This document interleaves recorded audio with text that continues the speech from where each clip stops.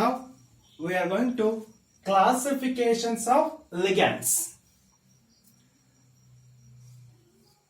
Here, based on number of donor atoms present in a ligand. First one. Second one, based on the charge. Based on the charge of the donor atom.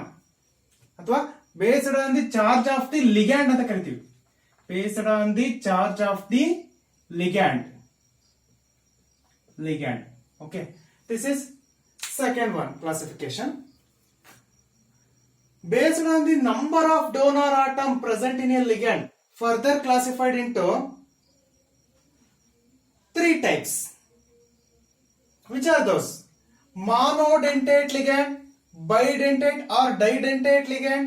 Third one, polydentate ligand. This is depending upon the number of donor atoms. ಹೌದಲ್ವಾ? ನಾನು already ಹೇಳಿದ್ದೀನಿ, explain ಮಾಡಿದ್ದೀನಿ. ಮಾನೋಡೆಂಟೇಟ್ ಅಂದ್ರೆ ಏನು, bidentate R ಡೈಡೆಂಟೇಟ್ ಅಂದ್ರೆ ಏನು, ಪಾಲಿಡೆಂಟೇಟ್ ligand ಅಂದ್ರೆ ಏನು. You know that if ligand donate one lone pair of electron towards the central metal ion in order to form coordination bond, that type of ligand we indicate as an monodentate ligand. Okay. Example, fluoride, bromide, aqua we indicate as an water we indicate as an aqua. Coordination compound ಅಲ್ಲಿ ನಾವು ಏನಂತ indicate ಮಾಡ್ತೀವಿ? aqua. Next to hydroxo. These are monodentate ligand. Donate only one lone pair of electron towards the central metal ion. Okay. Next, bidentate or didentate ligand ಅಂದ್ರೆ ಏನು? If ligand donates two lone pair of electron towards the central metal ion in order to form two coordination bonds, those type of ligand we indicate as an bidentate ligand or didentate ligand.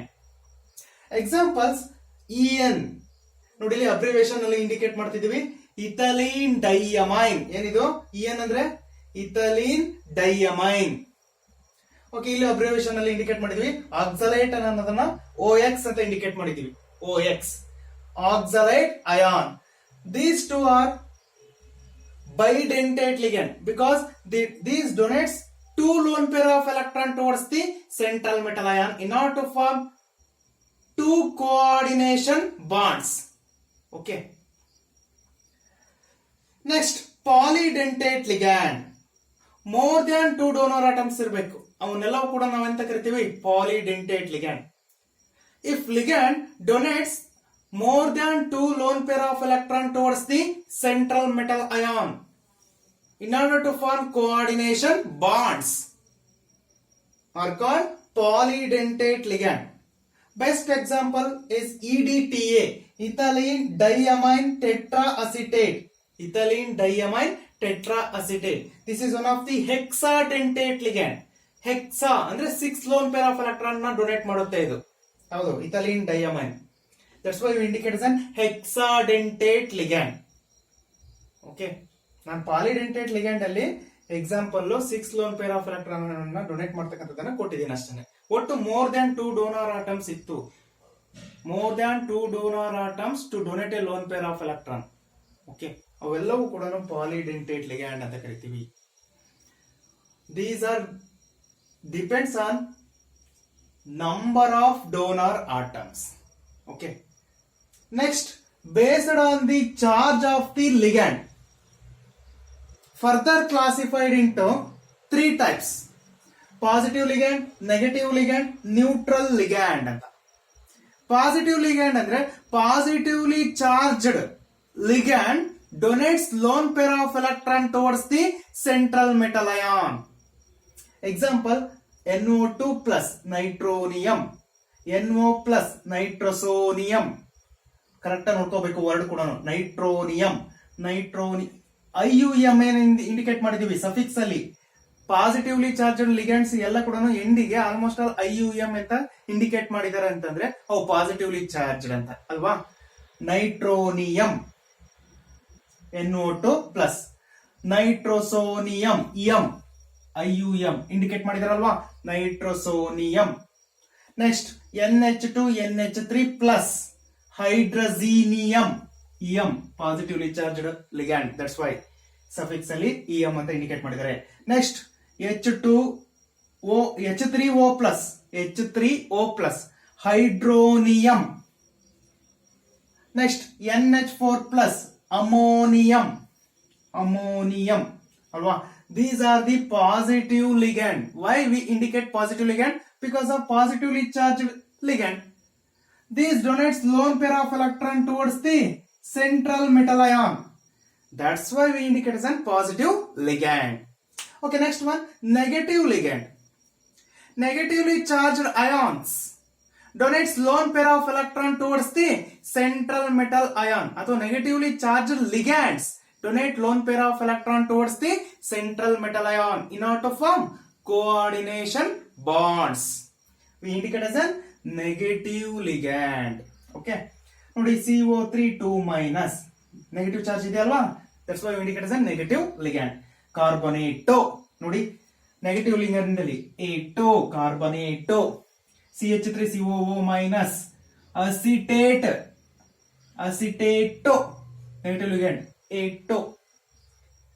Next thiocyanato ATO indicate ಮಾಡ್ತಿದೀವಿ suffix ಅಲ್ಲಿ. Next sulphato SO4 2 minus nitrito. Okay, ಈ ರೀತಿ indicate ಮಾಡ್ತೀವಿ negative ligands ಇದ್ದಾಗ. Okay, next neutral ligands.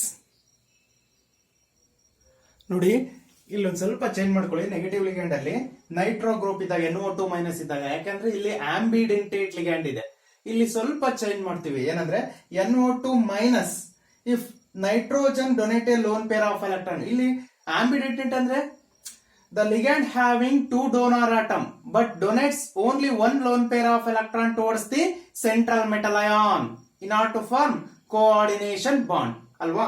ಇಲ್ಲಿ ambidentate ligand ಅಂದ್ರೆ 2 donor atom ಇರ್ತವೆ, but ಅದರಲ್ಲಿ ಒಂದು ಮಾತ್ರ, ಯಾವ್ದಾದ್ರೂ ಒಂದು ಮಾತ್ರ ಡೊನೇಟ್ ಮಾಡ್ತಾ ಇರುತ್ತೆ ಲೋನ್ ಪೇರ್ ಆಫ್ ಎಲೆಕ್ಟ್ರಾನ್ ನ, ಹಾಗಾಗಿ ಅದನ್ನ ಆಂಬಿಡೆಂಟೇಟ್ ಅಂತ ಕರಿತೀವಿ. ಇಫ್ NO2 ಮೈನಸ್ ಅಲ್ಲಿ ನೈಟ್ರೋಜನ್ ಏನಾದ್ರೂ ಲೋನ್ ಪೇರ್ ಆಫ್ ಎಲೆಕ್ಟ್ರಾನ್ ನ ಡೊನೇಟ್ ಮಾಡ್ತಾ ಇದೆ ಅಂತ ಅಂದ್ರೆ ನೈಟ್ರೋ ಅಂತ ಇಂಡಿಕೇಟ್ ಮಾಡ್ತೀವಿ. ಇನ್ ಕೇಸ್ NO2 ಮೈನಸ್ ಅಲ್ಲಿ ಆಕ್ಸಿಜನ್ ಏನಾದ್ರೂ ಲೋನ್ ಪೇರ್ ಆಫ್ ಎಲೆಕ್ಟ್ರಾನ್ ನ ಡೊನೇಟ್ ಮಾಡ್ತಾ ಇದೆ ಅಂತಂದ್ರೆ ನೈಟ್ರೈಟೋ ಅಂತ ಇಂಡಿಕೇಟ್ ಮಾಡ್ತೀವಿ. Okay, next nitrato NO3 minus. ನೋಡಿ ಇಲ್ಲಿ ನಂಬರ್ ಆಫ್ ಆಕ್ಸಿಜನ್ ಜಾಸ್ತಿ ಆಯ್ತು, NO2 ಇದಾವೆ, ಇಲ್ಲಿ NO2 ಮೈನಸ್ ಇದೆ, ಬಟ್ ಇಲ್ಲಿ NO3 ಮೈನಸ್ ಇದೆ. ಇದನ್ನ ನಾನು ನೈಟ್ರೇಟೋ ಅಂತ ಇಂಡಿಕೇಟ್ ಮಾಡ್ತೀವಿ. ಆಂಬಿಡೆಂಟೇಟ್ ಲಿಗ್ಯಾಂಡ್ ಇದ್ದಾಗ ನೈಟ್ರೋ ಗ್ರೂಪ್ ಅಲ್ಲಿ ಈ ರೀತಿ ಇಂಡಿಕೇಟ್ ಮಾಡ್ತಿದೀವಿ, ಅಬ್ಸರ್ವ್ ಮಾಡಿ. Okay, next one neutral ligands. Neutral ಅಂದ್ರೆ ಅದ್ರ ಯಾವುದೇ ಚಾರ್ಜ್ ಇಲ್ಲ. Neutral molecules donate lone pair of electron towards the central metal ion in order to form coordination bonds. Those type of ligands we indicate as a neutral ligands.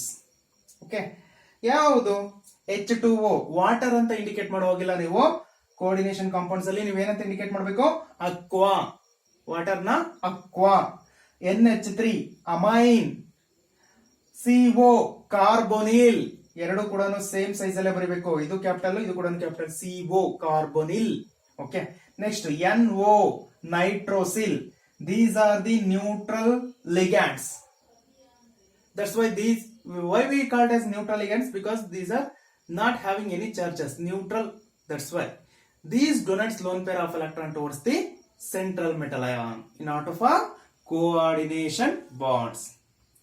Okay, these are based on number of donor atoms. These are based on charge of the ligands. Okay, IUPAC ನಾಮನ್ಕ್ಲೇಚರ್ ಮಾಡುವಾಗ ನಾವು ಇವನ್ನ use ಮಾಡ್ಕೊಳ್ತೀವಿ. Sir ಹಾಗಾದ್ರೆ ಇಲ್ಲಿರೋನ ಕೆಲವೊಂದು ಇಲ್ಲಿ ಬರ್ದಿದ್ದೀರಾ, no problem. ಇಲ್ಲಿ charge ಮೇಲೆ depend ಆಗಿರೋದನ್ನ ಬರ್ದಿದ್ದೀನಿ, ಇಲ್ಲಿ ನಂಬರ್ ಆಫ್ ಡೋನರ್ ಆಟಮ್ ಮೇಲೆ ಡಿಪೆಂಡ್ ಆಗಿರೋದನ್ನ ನಾನು ಬರ್ದಿದ್ದೀನಿ. ಓಕೆ.